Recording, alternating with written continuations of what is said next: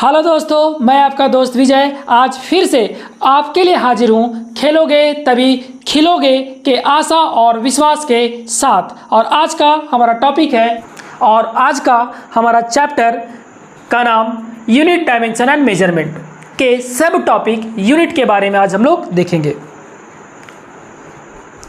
Unit क्या है, क्यों पढ़ते हैं हम लोग यूनिट क्यों पढ़ाया जाता है हम लोग को, इसके बारे में देखेंगे। अब यहाँ पे कंपैरिजन करेंगे कि सर ये बच्चा नहीं पढ़ा यूनिट तो क्या उसका लाइफ इजी नहीं है? डायरेक्टली और इनडायरेक्टली उसको भी यूनिट के बारे में जानकारी है। जैसे कुछ दिन पहले हमारे गांव में जो भी हमारे माताएं बहनें दादा दादी जो भी होते थे तो कुछ ना कुछ चीज़ें अगर किसी से लेते थे तो मेजर करके लेते थे, और जिस बर्तन से मेजर करके लेते थे उसी बर्तन से वो वापस करते थे। इसका कारण क्या है, क्यों इस तरह से वो फॉलो करते थे, इसको सोचना है। और अगर आप सोच पा रहे हैं तो आपके लिए ये टॉपिक बहुत इजी है। तो यूनिट जिसका हम लोग मेजर कर सकते हैं और जिसका हम लोग मेजर कर सकते हैं वो किसी न किसी छोटे छोटे पार्टिकल से मिलके बने हैं। तो हम लोग कह सकते हैं कि यहाँ पे एक टर्म आएगा क्वांटिटी, और क्वांटिटी क्या है तो उसके बारे में हम लोग जानते हैं।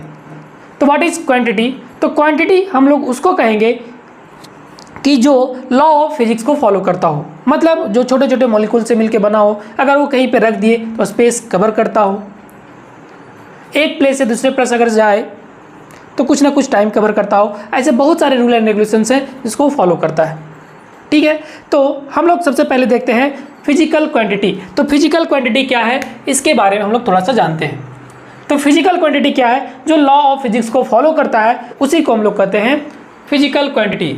all the quantities which are used to describe law of physics are known as physical quantity। ऐसा क्वांटिटी जो लॉ ऑफ फिजिक्स को फॉलो करता है उसको हम लोग फिजिकल क्वांटिटी कहते हैं। ठीक है, अब ये जो फिजिकल क्वांटिटी है उसको डिफरेंट पार्ट में बांटा गया है। मतलब हम कह सकते हैं कि फिजिक्स के लॉ को जो फॉलो करता है उसको हम लोग फिजिकल क्वांटिटी कहते हैं, और उस फिजिकल क्वांटिटी को डिफरेंट पार्ट में बांटा गया है, मतलब उसका क्लासिफिकेशन। तो अगर फिजिकल क्वांटिटी को हम लोग क्लासीफाई करते हैं तो मेनली दो तरीके से इसको डिवाइड किया गया है। एक based on their directional properties,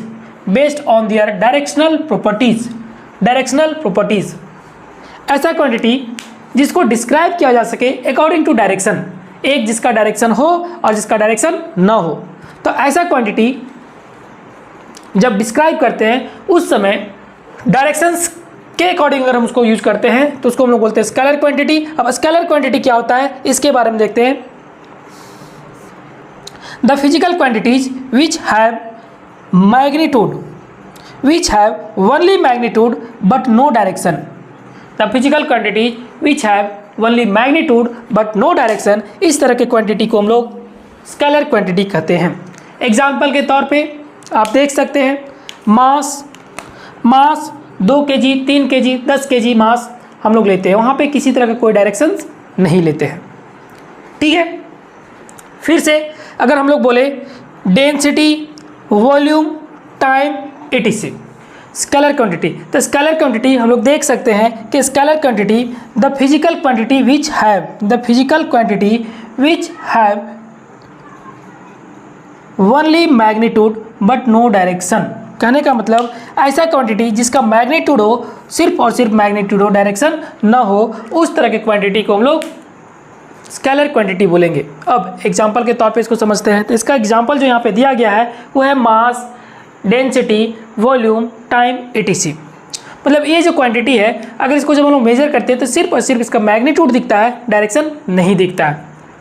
ठीक है, इसको इस तरह से भी समझ सकते हैं कि मान के चलिए आपका कोई दोस्त कहीं पे खड़ा है और वो आपसे एक किसी बंदे के बारे में पूछ रहा है। तो आपने बताया कि जहाँ पे सर है वहाँ पे जाना और वहाँ से 2 मीटर दूरी पे जाना, वो बंदा आपको मिल जाएगा। तो वो बंदा मेरे पास आया और हमको देखा कि जहाँ पे हम खड़े हैं वहाँ से 2 मीटर दूरी पे गया। तो हो सकता है इस डायरेक्शन में गया, इस डायरेक्शन में गया, पीछे साइड गया, आगे गया, राइट गया, और फाइनली इधर में वो बंदा खड़ा था। उतना मेहनत करने के बाद उसको मिला। लेकिन उसी बंदा को अगर डायरेक्शन के साथ बता दिया जाता तो उसको खोजने में बहुत ईजी होती। जैसे आपने बताया कि जहाँ पे सर खड़े हैं वहाँ से राइट साइड 2 मीटर जाना, वो बंदा आपको मिल जाएगा। तो आप बता सकते हैं कि ये वाले ईजी हुए कि वो वाले ईजी हुए। तो उसमें क्या था, सिर्फ हम मैग्नीट्यूड बता रहे थे जिसके कारण उसको परेशानी ज़्यादा हो रही थी। तो स्केलर क्वांटिटी क्या होता है कि ऐसा क्वांटिटी जिसका सिर्फ और सिर्फ मैग्नीट्यूड मैग्नीट्यूड होता है, उस तरह की क्वांटिटी को हम लोग स्केलर क्वांटिटी बोलते हैं। जबकि वेक्टर क्वांटिटी हम लोग बोलेंगे the physical quantity which have both magnitude and direction, and obey law of vector algebra are called vector quantity. तो वेक्टर क्वांटिटी कैसा क्या है, तो ऐसा क्वांटिटी जिसका मैग्नीट्यूड हो के साथ साथ डायरेक्शन हो और लॉ ऑफ वेक्टर अलजेब्रा को फॉलो करता है, उसको हम लोग वेक्टर क्वांटिटी कहते हैं। अब लॉ ऑफ वेक्टर अलजेब्रा क्या है और स्केलर अलजेब्रा क्या है, तो जो कैलकुलेशन अभी तक हम लोग पढ़ते आए हैं उसको हम लोग स्केलर एडिशन बोल देते हैं। लेकिन यहाँ पे क्या है कि यहाँ पे हम लोग पढ़ेंगे कि वेक्टर अलजेब्रा कहने का मतलब ये हो गया कि अगर एक गाड़ी इधर से इधर आ रहा है और एक गाड़ी इधर से इधर जा रहा है, तो ये 5 न्यूटन फोर्स इधर और ये 2 न्यूटन फोर्स के साथ इधर जा रहा है। तो जब ये टक्कर मारेगा तो स्वाभाविक है कि जो गाड़ी गिरेगी वो इस डायरेक्शन में ही गिरेगी, इसी कॉर्नर में गिरेगी। मतलब यहाँ पे जो एडिशंस होगा हम लोग vector addition of triangle law या वेक्टर लॉ को फॉलो करते हुए यहाँ पे ऐड करेंगे, जबकि स्केलर एडिशन में हम लोग डायरेक्ट ऐड कर देते हैं। जैसे 2 kg और 2 kg 4 kg होता है। लेकिन यहाँ पे अगर वेक्टर एडिशन में है तो 2 मीटर ईस्ट और 2 मीटर नॉर्थ को हम लोग डायरेक्ट 4 मीटर नहीं लिख सकते हैं। तो कितना होगा उसी के अकॉर्डिंग हम लोग यहाँ पे पढ़ेंगे। तो स्केलर क्वांटिटी क्या हो गया, वेक्टर क्वांटिटी क्या हो गया, आप यहाँ से देख सकते हैं। उसका एग्जांपल के तौर पे वेक्टर क्वांटिटी के एग्जांपल के तौर पे आप देख सकते हैं, ये हो गया आपका डिस्प्लेसमेंट, फोर्स, वेलोसिटी, ईटीसी। जो लॉ ऑफ वेक्टर अलजेब्रा को फॉलो करता है उसको हम लोग वेक्टर क्वांटिटी कहते हैं। एक बहुत बड़ा यहाँ पे क्वेश्चंस हर बार पूछे जाते हैं, लोगों को कन्फ्यूजन रहता है कि स्केलर क्वांटिटी की वेक्टर।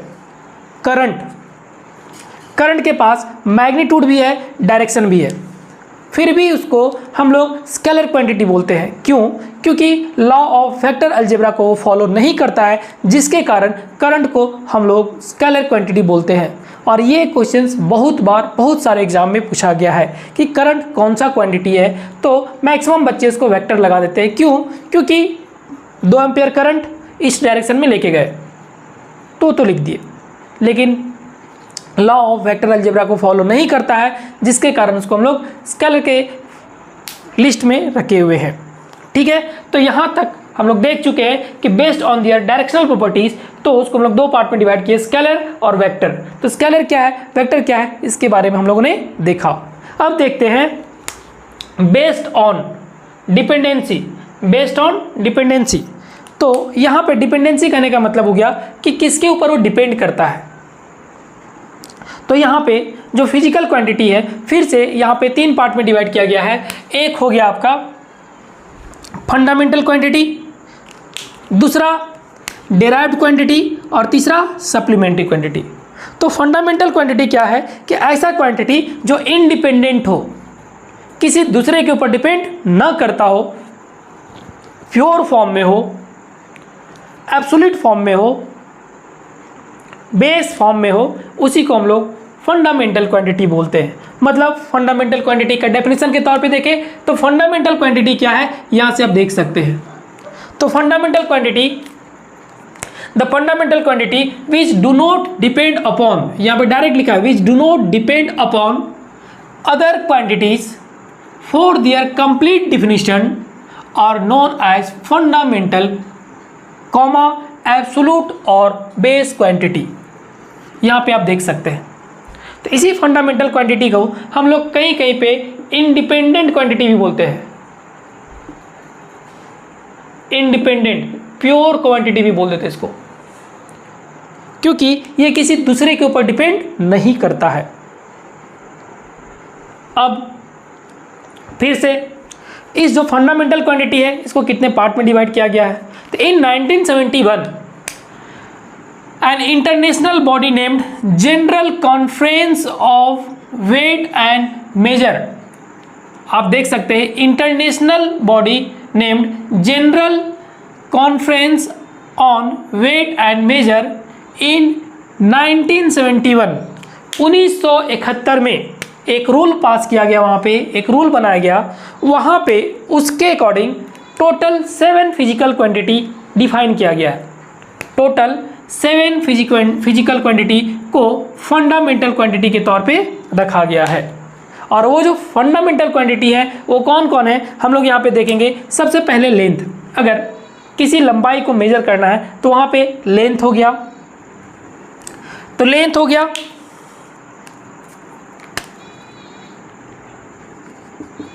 लेंथ, दूसरा मास, तीसरा टाइम, चौथा इलेक्ट्रिक करंट, पांचवा थर्मोडायनेमिक टेम्परेचर, छठा अमाउंट ऑफ सब्सटेंस, सातवां ल्यूमिनस इंटेंसिटी।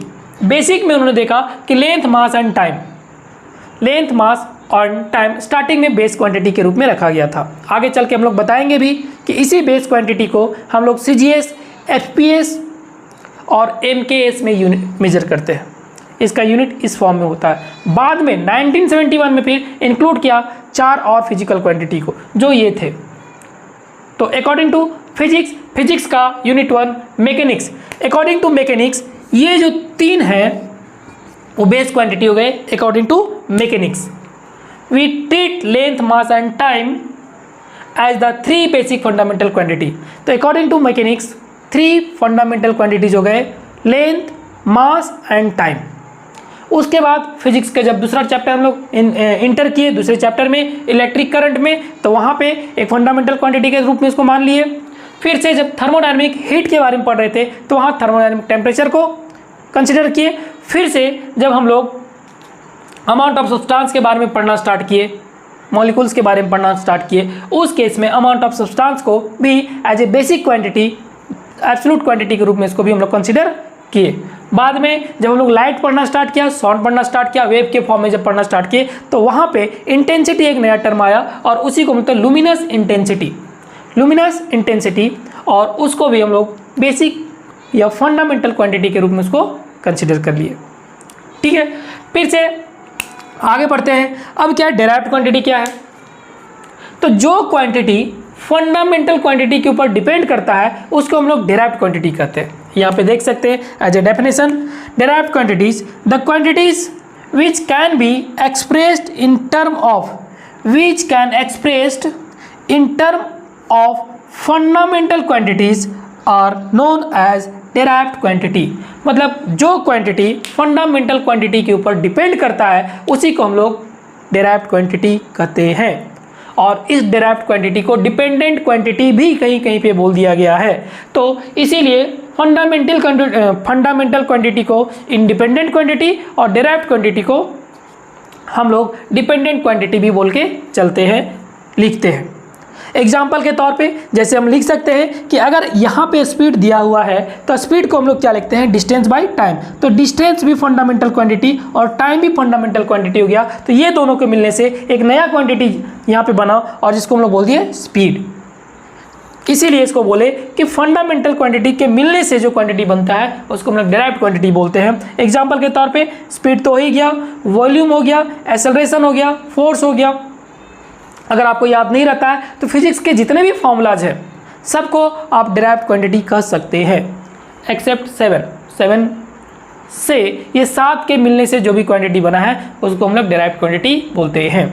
ठीक है, एक और बचा यहाँ पे सप्लीमेंट्री क्वांटिटीज। तो सप्लीमेंट्री क्वांटिटीज का मतलब क्या हो गया, ये 7 फंडामेंटल क्वांटिटी को छोड़ के, 7 सप्लीमेंट्री क्वांटिटी को छोड़ के कुछ क्वांटिटी और है जो हमें हेल्प करते हैं कैलकुलेशंस में।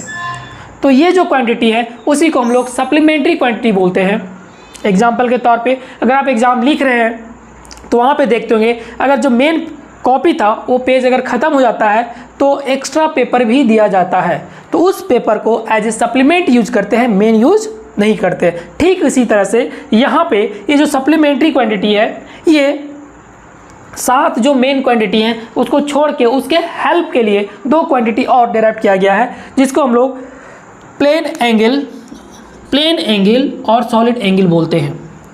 तो प्लेन एंगल हम लोग कर सकते हैं 2 डायमेंशनल ज्योमेट्री के लिए यूज होता है, 2 डायमेंशनल ज्योमेट्री के लिए, और सॉलिड एंगल 3 डायमेंशनल ज्योमेट्री के लिए यूज करते हैं। तो प्लेन एंगल और सॉलिड एंगल तो हम लोग कर सकते हैं, प्लेन एंगल प्लेन फिगर के लिए हो गया 2 डायमेंशनल ज्योमेट्री के लिए, और सॉलिड एंगल हो गया 3D ज्योमेट्री के लिए। एग्जाम्पल के तौर पे आप देख सकते हैं प्लेन एंगल जो भी थीटाज है, sine theta, cos theta, tan theta, ये सब जनरली हम लोग प्लेन में पढ़ लेते हैं। लेकिन सॉलिड एंगल का अगर एग्जाम्पल कोई पूछे तो आप देखते होंगे कि बर्थडे कैप जो होता है कुछ इस तरह से होता है, या फिर आप कोन देखते होंगे, कोन इस तरह से होता है। ये वाला जो फॉर्म है इसी को हम लोग सॉलिड एंगल बोलते हैं, ये वाले फॉर्म को। ठीक है, तो यहाँ पे हो गया फिजिकल क्वांटिटीज क्लासिफिकेशन, मेनली 2 तरह से, based on their directional properties, dependency based on their directional property में स्केलर क्वांटिटी हो गया, वेक्टर क्वांटिटी हो गया। फिर से बेस्ड ऑन दियर डिपेंडेंसी 3 हो गए, fundamental quantity, base quantity, pure quantity, absolute quantity, और हम लोग इंडिपेंडेंट क्वांटिटी भी इसको बोल के रखते हैं। डेराइव्ड क्वांटिटी, जो क्वांटिटी फंडामेंटल क्वांटिटी के मिलने से बना है उसको हम लोग डेराइव्ड क्वांटिटी बोलते हैं। फिजिक्स के सभी फॉर्मूले को हम लोग कर सकते हैं डेराइव्ड क्वांटिटी। थर्ड में हो गया सप्लीमेंट्री क्वांटिटी। सप्लीमेंट्री क्वांटिटी क्या हो गया कि जो क्वांटिटी ये दोनों को हेल्प करता है कैलकुलेशन में, उसी को हम लोग बोलते हैं सप्लीमेंट्री क्वांटिटी। तो इस तरह से हम लोगों ने इसको देखा।